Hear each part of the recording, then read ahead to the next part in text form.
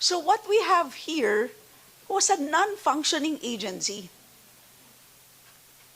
That was what the ICT was. Unfortunately, I have to describe that agency in these words.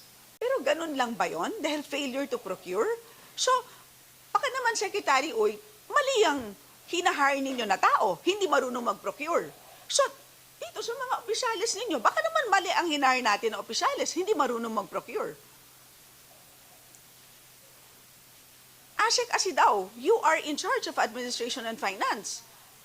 Malamang, kayo po dito ang expert sa procurement. Malamang, nung kayo po ay ni-recruit, siguro naging maliwanag sa inyo na yan ang inyong TOR, procurement. Hindi nyo ba na-realize na kayo ang inasahan namin nung pandemic? Tingnan nyo, free wifi, 0% obligated. Kayo ang inasahan namin ng mga public schools. Pasensya na, ASEC.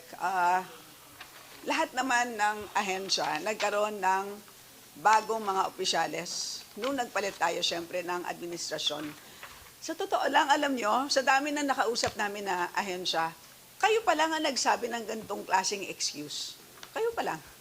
Ewan ko, sa mga kasama ko dito, parang kayo pa lang ang I nagsabi agree with you, Madam Chair. Tama, di ba? If you look at this slide, disbursement is 318 million. Actually, 43.68%, that's actually misleading because you divided 318 by what was obligated. If you divide 318 million by the allotment, that's actually only 2.27%. So what we have here was a non-functioning agency. That was what the ICT was. Unfortunately, I have to describe that agency in these words.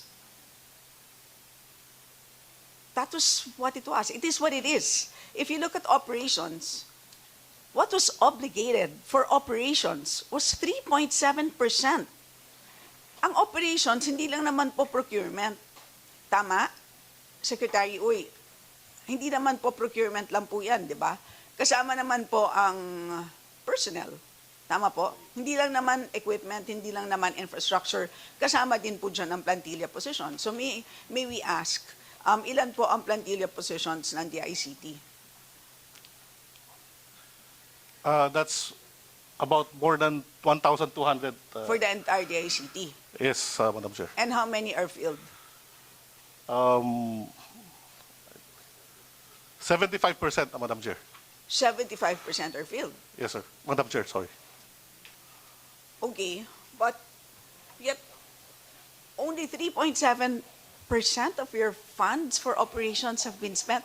Sorry, hindi ko talaga maintindihan. So you have 75% of your, this is unlike other agencies. Ang problema sa ibang ahensya, napakaraming unfilled. Pero nagagastos nila pera nila. Sa inyo, 75% filled. Pero hindi nyo nagagastos yung pera nyo. At ang sinasabi ninyo, dahil hindi ninyo na-procure. Okay, tama naman dahil capital intensive naman ang DICT. Malamang. Pero ganun lang ba yon? Dahil failure to procure? So, baka naman, Secretary, mali ang hinahire ninyo na tao, hindi marunong mag-procure. So, dito sa mga opisyalis ninyo, baka naman mali ang hinahire natin na opisyalis, hindi marunong mag-procure. Asek Asidaw, you are in charge of administration and finance. Malamang, kayo po dito ang expert sa procurement. Malamang, nung kayo po ay ni-recruit, siguro naging maliwanag sa inyo na yan ang inyong TOR, procurement. I'm sorry, Madam Chair. Procurement is not part of my... Okay. Madam Chair, that would be under me. Yes, you said good morning, that. Madam So Chair. can you explain to us the situation? Yes, Madam Chair, as a background, since 2016, the ICT has already had 5 secretaries, including a lull period of 3 months in 2021, wherein we did not have a secretary. In addition, also that there was changes in the undersecretaries and assistant secretaries during that said period. in the directors. There's a constant changes in personnel at third level, and recently we have just hired yung mga second levels namin, mga division chiefs and yung mga hiring. Essentially, we started hiring during the COVID pandemic, Madam Chair. That in addition, since there are changes in personnel, there are changes in the leads and project team management. Since there are changes in those who are leading the projects, there would be changes in the TORs of the projects. And that also took time, Madam Chair. That's what I have observed. And prior to joining the ICT, when I entered the ICT, I've observed that there are procedural things that needed to be improved since essentially the ICT was a new agency in 2016.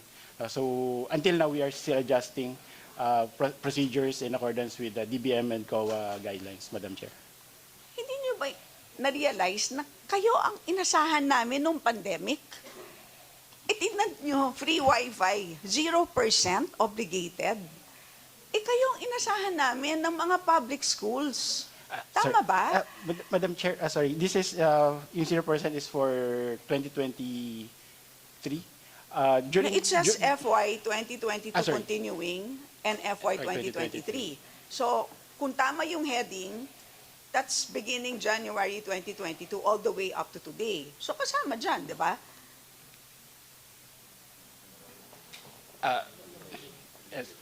Essentially, baka mali lang, Madam Chair, yung heading. But this is for 2023, yung sa SUF.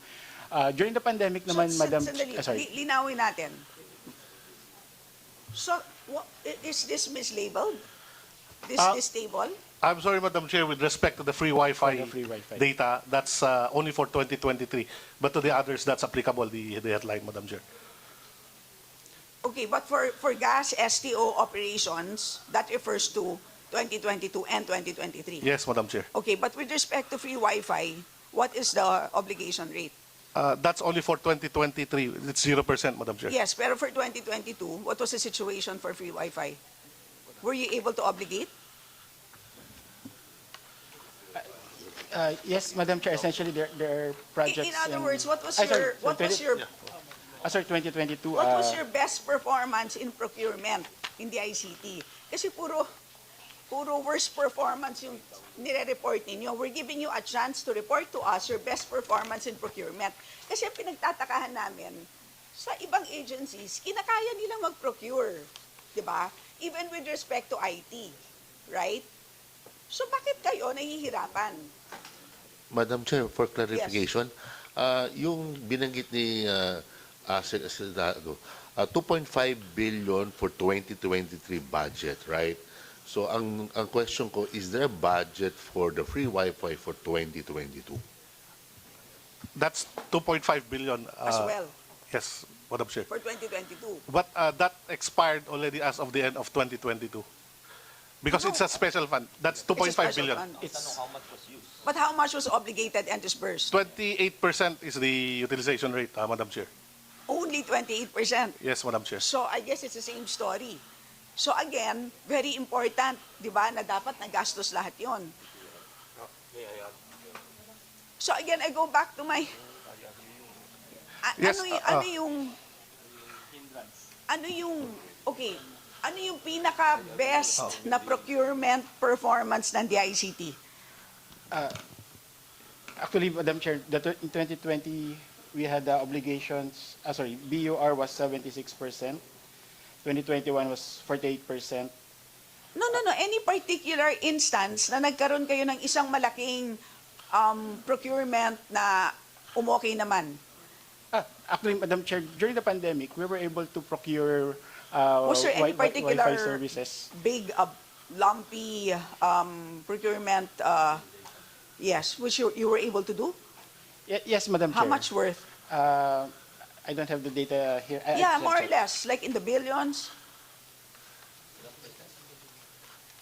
So the question is, why are you not able to do that consistently? That's the next question. So Secretary, maybe you're able to do, I mean, you're the head honcho here, so why can't you tell us? the situation. So Secretary, maybe Sorry. you're the best person to tell us. Kasi yun ang mystery sa amin. Usually, pera lang ang katapat, right? Many agencies would complain to us that they just don't have the enough funds, right? But here, this is a complete opposite Yes. situation. Yes, You sorry. have so much funds, you're unable to spend. Madam Chair, for for the SUF funds for 2022, it's 28%, and there's a 723 million obligated project for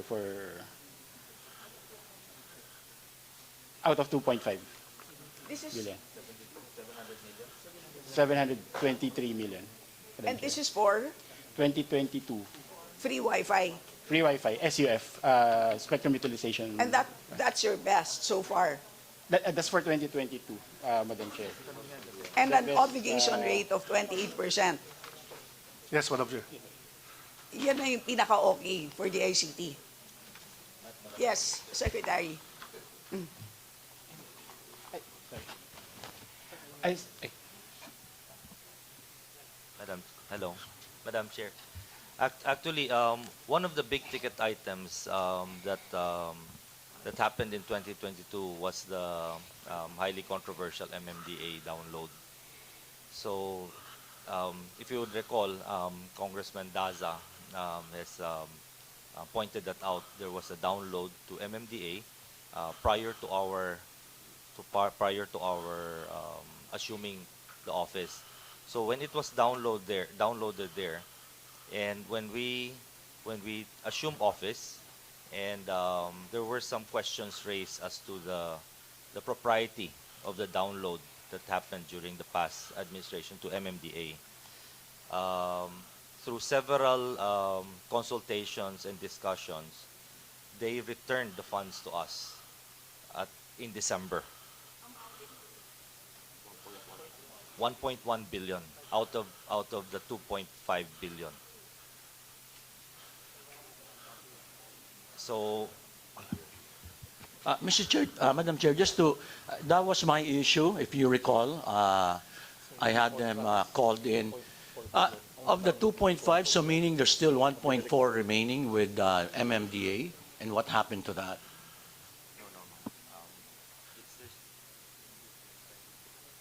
the project was 1.1 billion, Your Honor. So the entire amount was returned. So it's not 2.5 No. total. The 2.5 is for total. Total City for of Wi-Fi. Baguio and That doesn't count Baguio yet. To continue, as a result of this incident, The fund, which was originally supposed to have been dispensed Yes. with, came back to us. okay, and as a result, The utilization dropped. yes, and subsequently, So so that is 20. It was returned 2020 December of 2022. yes, and then So- how did it so- impact your future procurement activities? We could not utilize that fund anymore. Yes, but because that's it just, expired. but there are other procurement activities, right? Yes, but so the funds at that time, when it was returned in December of 2022, we were not sure yet whether those funds will be available or not, because there was uncertainty whether MMDA will ever return those funds to us. Okay, So Secretary, that's just 1 billion. If we look at your operations, that's 10.29, right? So we're still looking at about, more or less 9 billion? this is operations for 2023. Yes, I mean, Yes, so kasama doon yan right? No. The free Wi-Fi project at 2.5 billion is separate. Oh, from so the wala pa yun. operations. Opo. Okay. So I will yield first to my colleagues, but meanwhile, can you ask anybody, perhaps Asik Asidaw, who would have the records, could you kindly give us the detail, because that's the biggest item? Yes, give us the breakdown. That's 96.3% unutilized.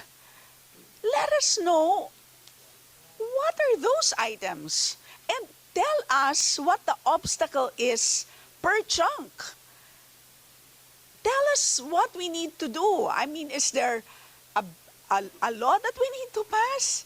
Is there anything on our part that we need to do to help you out? Because these are, and you know what? I'm telling you, I mean, meaning, like in the case of free Wi-Fi, inasahan talaga namin kayo, right? Na itawid ninyo ang public schools, for one, right?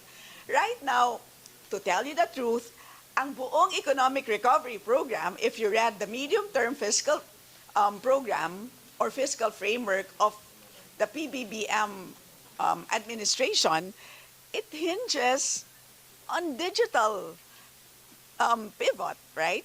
So, paano natin gagawin yon kung ang perang nilalaan natin sa DICT ay hindi nyo naman ginagamit, right? We want to make DICT a functioning agency. Right now nga, dun sa ibang ahensya, pinupukpok namin because we want them to be an effectively functioning agency. Ngayon, sa DICT, ang gusto pa lang namin, mabuhay muna ang DICT. Gumana muna.